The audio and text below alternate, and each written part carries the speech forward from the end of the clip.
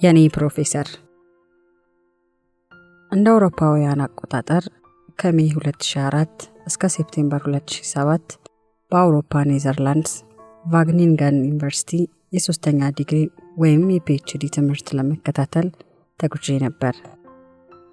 የማስተርስ ዲግሪን ከስዊድን የግብርና ዩኒቨርሲቲ ከጨረስኩኝ በኋላ አጭር በሚባል ጊዜ የተለመደውን የዩኒቨርሲቲ መግቢያ ሂደት ሳልከተል በፕሮፌሰር ፍራንስ ቦንገርስ ግብዣ ነበር የተጓዝኩት።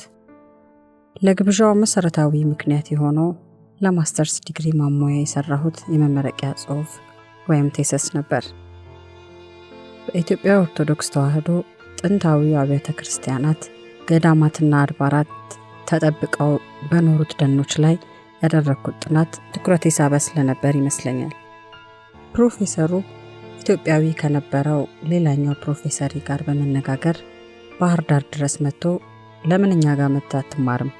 የጀመርከውን ጥናት ስለምን ለዶክትሬት ዲግሪ አትቀጥለውም? ጥሩ ሐሳቦችን አንስተሃል፣ እኔ አመቻቻለሁ ብሎኝ ነበር ወደ ኔዘርላንድስ ያቀናሁት። ቫግኒንገን ዩኒቨርሲቲ ከገባው በኋላ ለጥናቱ የሚያስፈልጉኝን መሰረታዊ ኮርሶች ከተማርኩና የመስክ ምርምር ፕሮፖዛሌን ካዘጋጀው በኋላ ወደ ኢትዮጵያ ተመልሼ የመስክ ስራዬን አከናወንኩ። በ2 ዓመት ያክል አድካሚ ነገር ግን አስደሳች የነበረውን የመስክ ጥናቴን ካጠናቀቅኩ በኋላ ያገኘሁትን መረጃ ለመተንተን ብሎም የዶክትሬት ዲግሪን ቴሲስ ለመጻፍ ተመልሼ ወደ ኔዘርላንድስ ተጓዝኩ። በሄድኩ በአጭር ጊዜ ውስጥ ልጽፋቸው ካሰብኳቸው ጽሑፎች ውስጥ አንደኛውን የጥናት ዘውግ የዳታ ትንተና ጨርሼ የመጀመሪያውን ረቂቅ ለፕሮፌሰር የሰጠሁት። በአእምሮዬ ውስጥ ጥሩ መረጃ እንደሰበሰብኩ ጥሩ ትንተና እንዳካሄድኩና ትንተናውን ተመርኩዤ በጥሩ ሁኔታ እንደጻፍኩት እርግጠኛ ነበርኩ።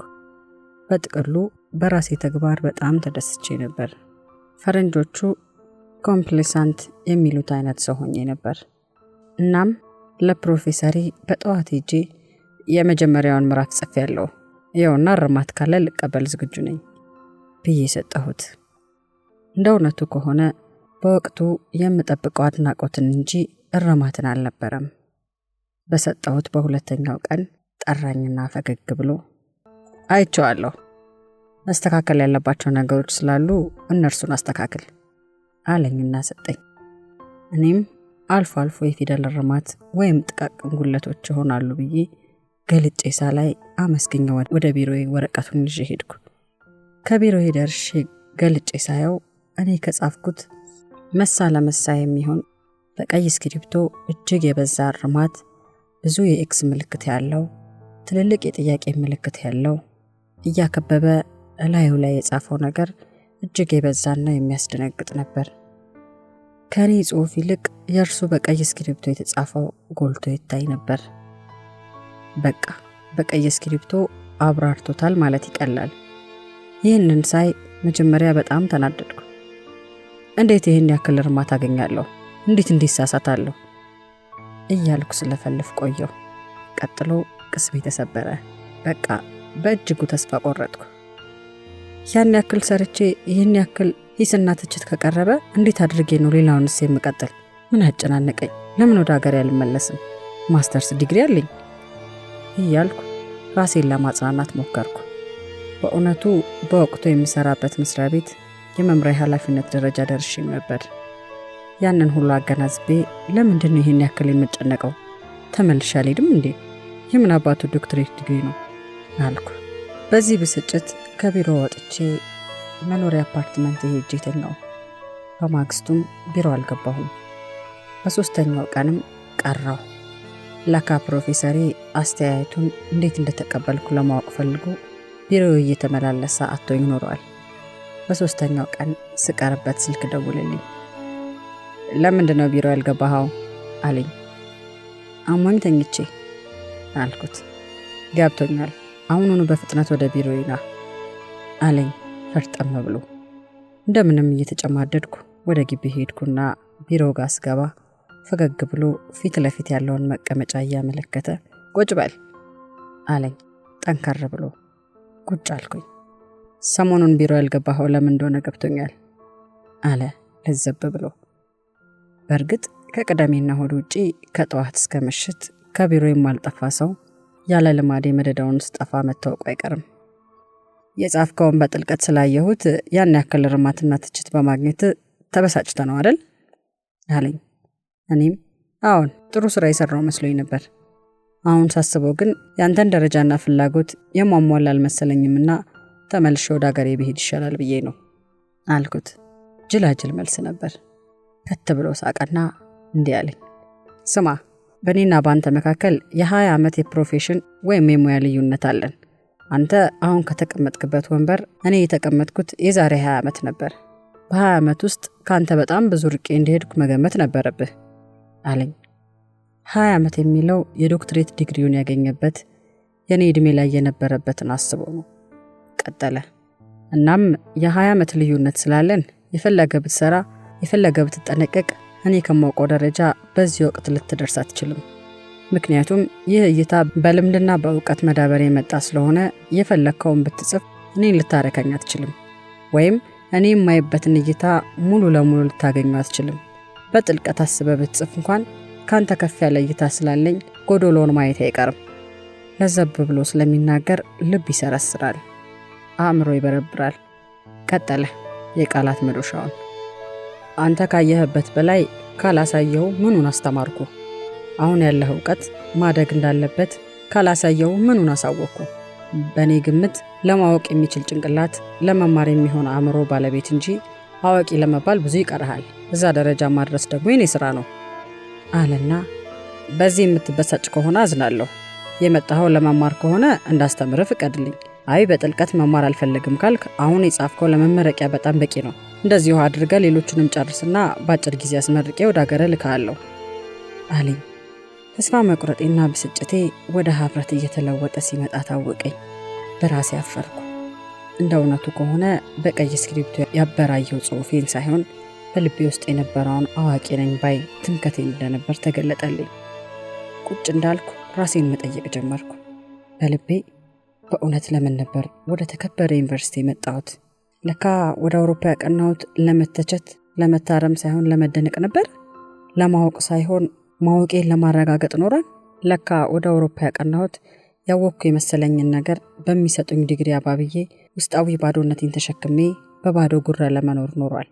በዶክትሬት ዲግሪ ተከልዬ በማይምነት ግርሻት ለመሰቃየት ነበርና አልኩና በእጅጉ በራሴ አፈርኩ። ቀጠለና እንዲህ አለኝ።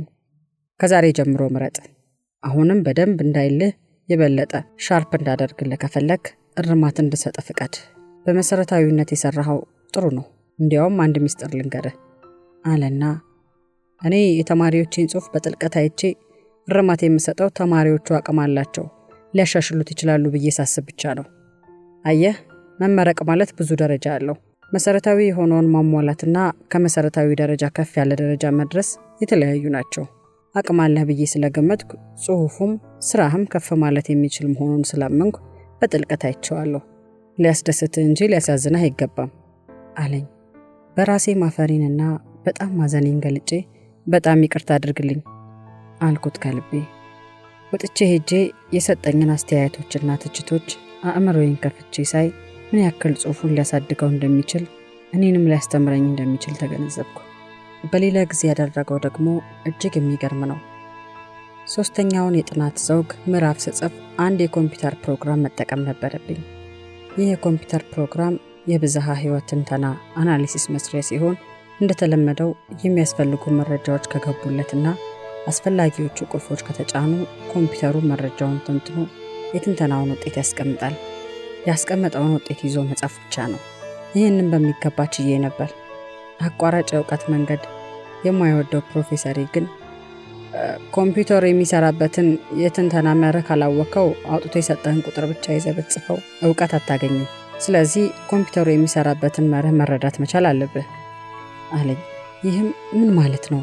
በቆሎ ወደ ወፍጮ ቤት የምንወስደው የበቆሎውን ዱቄት ፈልገን ነው። ወፍጮ እንዴት እንደፈጨው ማወቅ አያስጨንቀንም። በመኪና ተሳፍሮ መሄድን ካሰብንበት መድረሳችንን እንጂ መኪናው በምን ስልትና መርህ እንደሚሽከረከር ለማወቅ ደንታ የለንም። ይህ ፕሮፌሰር እያለኝ ያለው ግን በቆሎውን አስገብቶ ዱቄቱን መውሰድ ብቻ ሳይሆን ወፍጮ እንዴት እንደሚፈጭ ማወቅ አለብህ ነው። ምክንያቱም ያ ነው የሳይንስ ሰው የሚያደርገው። በዚህ መሰረት በአቅራቢያው ካለ ሌላ ዩኒቨርሲቲ ውስጥ የሚሰራ በዚህ ሙያ የተካነ ፕሮፌሰር ዘንድ ሄጄ እንድማር ጠየቀኝ። ሰነፉና ወስላታው አእምሮዬ እያጉረመረመ ሄድኩኝ። እጅግ የጠለቀ የስታቲስቲክስ ትንታኔና ስሌት በሚገርም ሁኔታ የተነትንልኝ ጀመር። ሳይንሱ እንዴት ወደዛ ሊደርስ እንደቻለ፣ ቁጥሮቹ ኮምፒውተሩ ሲያወጣቸው የሚሰጡት ትርጉም ምን ተቀምሮ ምን ተደምሮና ተቀንሶ ምን ማለት እንደሆነ ጭምር ነው በተመስጦ የሚተነትንልኝ። በመካከል እኔ ሰለቸው ጨርሶ የሚገባኝም አልመስልሃለኝ። ከፕሮፌሰሩ ጋር 4 ሰዓታት ያክል አሳለፍኩ። ለራሴ እኔ ምን እንደዚህ እንደ መጫኛ ከረዘመ ስታቲስቲክስ ጋር አዳረቀኝ? ዱቄቱን ካገኘው እንዴት እንደሚፈጭ ለመረዳት ምን አስጨነቀኝ? ዱቄቱን ይዤ መተንተንና ያንን ጽፎ በጊዜ መመረቅ ነው አልኩና ወዲያው አንድ ዘዴ መጣልኝ። ፕሮፌሰር አሁን ገብቶኛል አልኩት። እርግጠኛ ነህ አለኝ እየተጠራጠረ። እንዴ በጣም ገብቶኛል አመሰግናለሁ አልኩት ፈርጠም ብዬ። አከታተልኩና ከዚህ የበለጠ ጊዜህን አልወስድብህም፣ በጣም ደስ ብሎኛል። ከፊቱ ላይ የመጠራጠር ስሜት እያሳየ ከገባህ መልካም ነው፣ ካልገባህ ግን የፈለከውን ያክል ጊዜ ልሰጥህ እችላለሁ፣ ብዙ አትጨነቅ አለኝ። በደንብ ገብቶኛል አትቸገር አልኩትና ወደ ዩኒቨርሲቲ ተመለስኩ። እኔ መንገድ ላይ ያለው ይህ ፕሮፌሰር ለኔ ፕሮፌሰር ይደውልና ተማሪህ እኔ ጋር ቆይቶ ሄዷል፣ እኔ ስገምት የገባው አልመሰለኝም፣ እርሱ ግን ገብቶኛል ብሏል ብሎ ይነግረዋል። ቢሮ እንደገባው ፕሮፌሰር መጣና መጣህ እንዴ? እንዴት ነው በደንብ ተረዳኸው አለኝ። አዎ ተረድቼዋለሁ፣ አሁን ስራዬን ልቀጥል ነው አልኩት። ፈገግ ብሎ እንዲህ አለ፣ ይገርማል፣ እኔ ብዙ ጊዜ አጥፍቼ እስካሁን መረዳት አልቻልኩም፣ እስኪ እባክህ አስረዳኝ አለና ወንበር ስቦ ከጎኔ ቁጭ አለ። ጉድፈላ ያልገባኝን ነገር ለማስረዳት መሞከር ምን ያክል ፈተና እንደሆነ መገመት አይከብድም። ከየት ላምጣው? በፈገግታ በታጀበ ጠንካራ ድምጸት ቀጥ ብለህ ተመልሰህ ሂድ፣ እኔን ማስረዳት እስክትችል ድረስ ተመልሰ እንዳትመጣ፣ go back, don't come back, you are able to teach me አለኝና ከቢሮ ወጥቶ ሄደ። ተጣሞ ያደገውን ልቤን፣ ሰነፉን አእምሮዬን በደንብ ያወቀው መምህሬ ትእዛዝ ስለሆነ እየተሸማቀቁ ድንቁርናዬን ተሸክሜ ወደዛኛው ፕሮፌሰር ተመልሼ መሄድ ግዴታ የሆነ። በእውነቱ ሀፍረቴ ወሰን አልነበረውም። ፕሮፌሰሩ ሲያዩ ሀፍረቴን በሚጨምር ሳይሆን በሚቀንስ ሁኔታ ምንም አይደለም እኮ ውስብስብ ስለሆነ ባይገባኝም ብለህ ስላሰብክ በተስፋ መቁረጥ ያደረግከው እንደሆነ እረዳለሁ፣ በከፊልም የኔ ችግር ነው ሲል ጭራሽ ትህትናው መሬት አስገባኝ። ቀጠለና አሁን ለማወቅ ወስንና ተረጋጋ፣ እስኪገባ የፈለግከውን ያክል ጊዜ መውሰድ ትችላለህ አለና አደፋፈረኝ። ሳይገባኝ መመለስ እንደማልችል ሳውቅ አእምሮዬን ክፍት አድርጌ በአግባቡ ለመረዳት ወሰንኩ። ከእንጨት ወይም ከድንጋይ አልተሰራሁምና ሰው ነኝና ከ2 ቀን በኋላ ጥንቅቅ አድርጌ ለማወቅ ቻልኩ። ህይወት አጭር ናት። ከነዚሁ ደግሞ በአቋራጭ ተጉዘን የበለጠ ለምን እንደምናሳጥረው አይገባኝም። በደንብ መረዳቴን ሳውቅ ሌላኛው በሽታዬ ደግሞ ተቀሰቀሰ። አዋቂ ነኝ ባይነት እብሪት። እስከ ዛሬ ድረስ እኮ እኔ አልገባኝም ያለኝን ፕሮፌሰሪን ለማስተማር በኩራት ወደ ዩኒቨርሲቲ ተመለስኩ። በጠዋት ሲሄድ ቢሮ ቁጭ ብሎ እንደተለመደው የተማሪዎችን ጽሑፍ ያነባል። ገና ሲያየኝ መጣህ አለኝ። አዎ መጥቻለሁ አልኩኝ በኩራት። እንዴት ነበር አለኝ ፈገግ ብሎ። በደንብ ገብቶኛል፣ እንዲያውም ላስረዳህ ነው የመጣሁት አልኩና ወንበር ስቤ ከጎኑ ቁጭ ልል ስል I already know it long time ago አለኝ እየሳቀ። ታዲያ በቀደም ለምን አስረዳኝ አልከኝ አልኩት ብሽቅ ብዬ። That's how you teach your students። እንደዛ አድርገህ ነው ተማሪህን የምታስተምር እንደማለት ነው። ልጅ ለእናቷ ምጥ አስተማረች የተባለው በእኔ ደረሰ ማለት ነው። ይህ ፕሮፌሰሬ እውቀት እንድራብ ምንጊዜም አለማወቄን እንዳቅ እጅግ ከፍ ያለ ተጽዕኖ እንዳደረገብኝ ይሰማኛል። ዛሬ ድረስ ባልገባኝ ነገር የገባኝ መስዬ እንዳልታይ፣ አወቅኩ ብዬ እንዳልኮፈስ በአእምሮዬ ታትሞ ኖሯል። ፕሮፌሰር ፍራንስ እንዲያውም ከትምህርት ያመለጠው ድንቁርናዬ ሲያገረሽ፣ ያልታረሙ ክፉ ጸባዬ ድንገት ሲገለጥ ፕሮፌሰሬ ትዝ ይለኝና ምን ነው ይሄንን ማረመህልኝ በነበር እላለሁ። ለማንኛውም እንዲህ የተጣመመ ልብ የሚያቃኑ ሰነፍ አእምሮን የሚያበረታቱ መምህራንን ማግኘት የሎተሪ ዕጣ ያክል እድሉ ትንሽ ነው። ሲገኙ ግን ለትውልድ ህመም ፈዋሽ መድኃኒት ናቸው።